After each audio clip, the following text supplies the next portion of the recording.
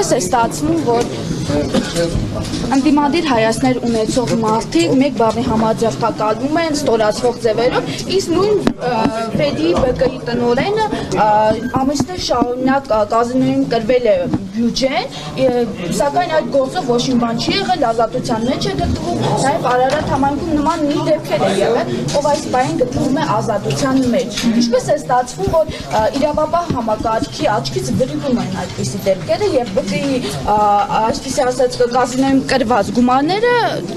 այդպես գնում են եւ ոչ ոք չի իմանում։ Հիմա եթե իրավապահ համակարգի տեսադաշտից վրիպ դեպքերը որևէ ռեակցիայի մասին չէիք լսի,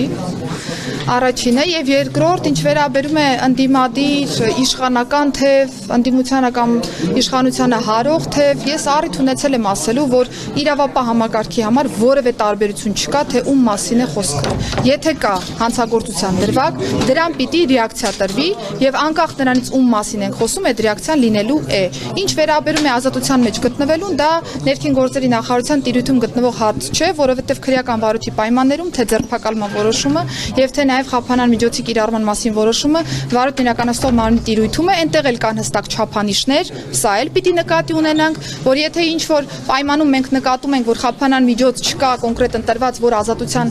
ազատությունից զրկելու հետ է կապված, դա միանշանակ չի, որ օրինակ ոչ իրավաչափ process է։ Քրեական դատավարության օրենսգիրքը տալիս է բոլոր այն չափանիշները, որի հիման վրա որ պիտի իրավաչափ որոշում կայացվի եւ մարմինները դրանով են առաջանում։ Շարունակվում է եւ լուծում չի տրվում այդ խնդրին։ Ինչ խնդիր։ Որ ԲԿ-ի հիվանդանոցի գումարները վատնում են եւ այսպես մարդիկ գտնվում են ազատության մեջ, Արտաշատի դեպքով այս պայն այդ մարդը ազատության մեջ է, նույն դեպքն է եղել աշխարհի 600 միլիոն դրամ իրենք վատնել են։ Հիմա նույնը Ֆեդի ԲԿ-ում է եղել։ Ես